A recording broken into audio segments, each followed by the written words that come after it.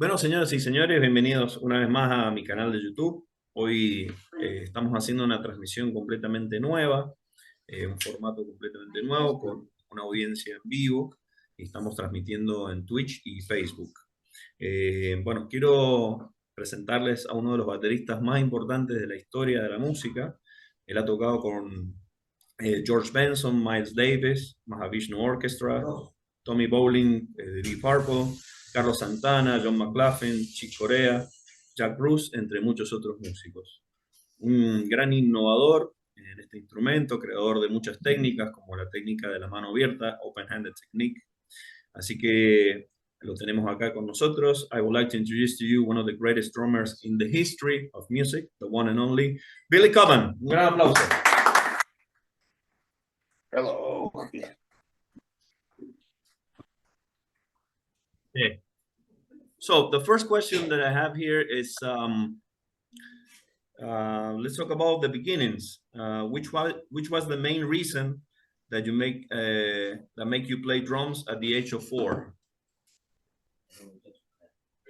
Oh, one thing all those kids have, human beings have in common when we are young is we just want to impress our family, our folks, and do things that to show that we belong somehow. And so we're going to do the best we can without any experience because we were just born. And so we don't know what we're doing, but we accept how it looks, not how it came to look that way. Mm-hmm. And so I was in a family of some of my cousins and uncles made timbales, they made congas. Okay. They made cowbell, they made steel pan. Awesome. Because we were from the Atlantic side of Panama. Okay. And that's where the Afro community is based, really, in Colon, Gatun, Silver City, things like this. So I was exposed to that without understanding anything about how or why, because between the ages of 1 and 5, there's not too much to understand. Why are we here? You know, what am I doing? So I just went along with the program, and it seemed everything that they were doing seemed to make sense. Everybody seemed happy. I think kids love to see everybody happy. And that's the first thing, is that if you're laughing, it's one of the most healthy things that you can have. If you're laughing and doing things, of course, with children, it's going to stick because that's fun. Everybody's laughing. It's like having spinach and then having a candy bar. With kids, they'll probably eat as much of the candy bar as possible because it's sweet and it makes them feel happy. You know, the spinach, who cares? In the long run, of course, you know, the spinach wins out. So for me, I was in a family where we could do this. I could hear what they were doing and I tried to emulate it. Okay. Excuse me. Cheers. That said, it started something. It set a base, and that's where I'm at now.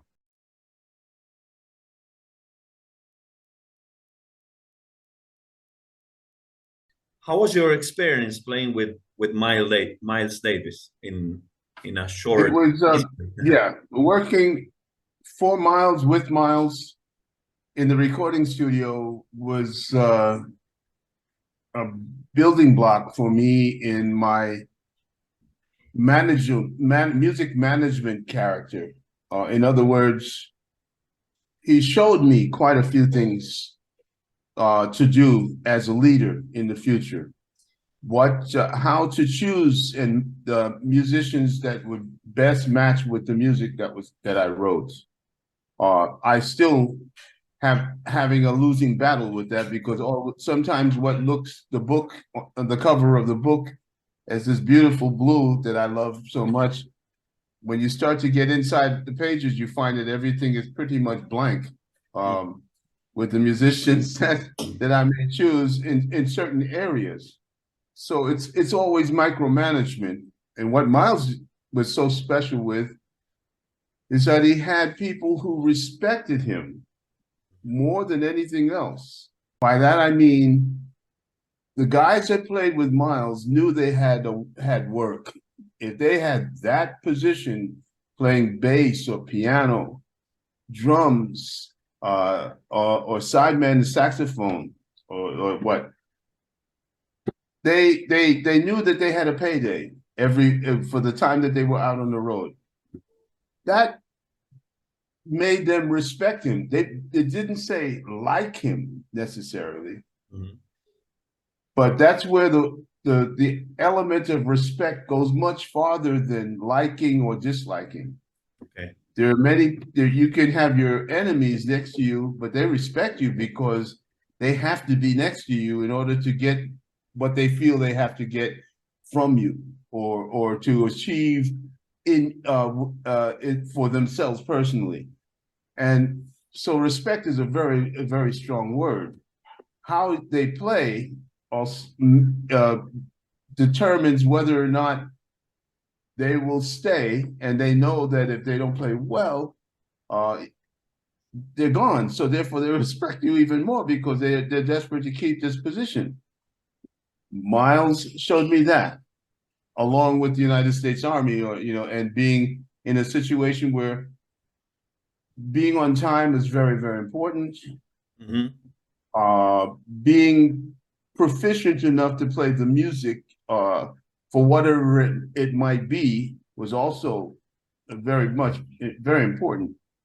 And being able to interpret and interact with your colleagues on the bandstand, very special. These things, very important. And he did it without really speaking very much. He just did it by his actions, which made it even more impactful because he didn't talk very much. And when he did speak, he spoke with a whisper because he had lost his voice. Billy, next question that I have is from Victor Tapia. Okay. Victor Tapia is asking, he's right here with us. Yes. Who is your major influence as a drummer? People like Victor Tapia. Okay. Who what I mean seriously by that is that I have no choice. The world is kind of my stage in my room to study.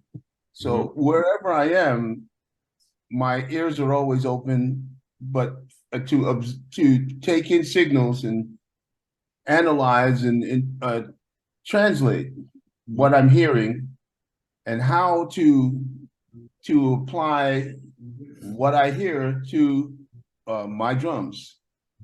Some people I hear things that they do, and I feel, wow, that I never, how does that happen? And the next thing I'm playing it. But I'm thinking about it in maybe for sure in a context that they would never have thought of, because they're not me, And so what I've heard from them is how they would play, and I would wonder to myself quietly, oh, that's interesting. Let me do that. And that's all my life I've been that way. I enjoy every player, every musician that I've encountered. There's, generally speaking, something I can walk away with, even if it's nothing that I like.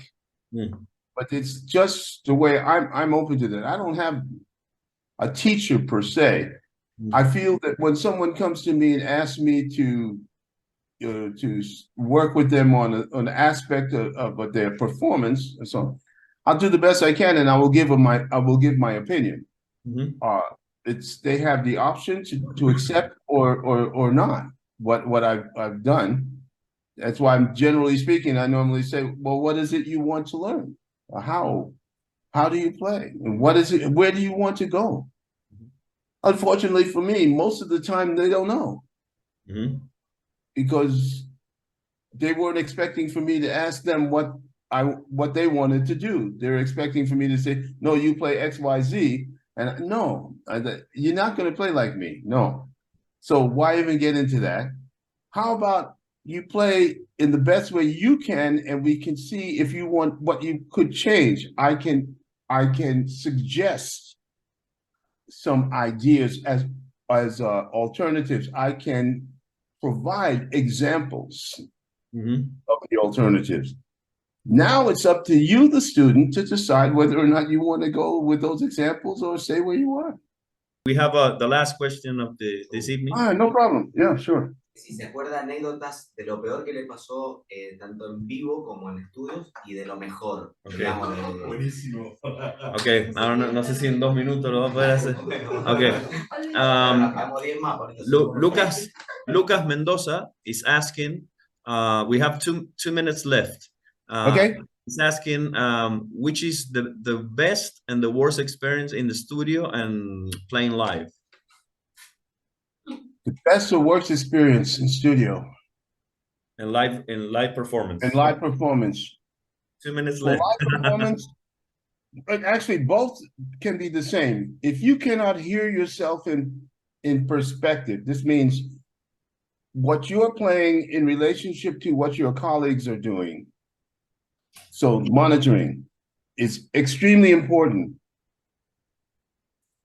Drum set has to sound in perspective how you would feel it would be if you played without any speakers and you were playing with your group and everyone is listening to you.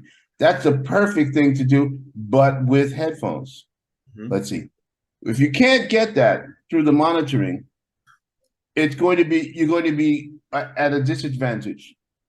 How to do that is to make sure that you have all of the instruments panned through your headphones or through your speakers, monitors, so that they are not getting in the way of each other. So they don't sound like this, but they sound like that. Or they don't sound like this, they sound like that. Everything is clear when you're listening. So your drums are in the center, the bass the bass drums and the bass are in the center. The other instruments are center right or center left. Piano, keyboards, stereo, of course, so it's going to be right and left.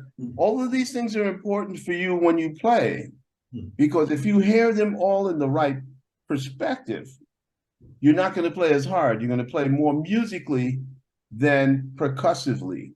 Okay. You see. Awesome. Thank you so much, sir. Welcome. We really appreciate this interview. You are a great inspiration to all of us here in Argentina.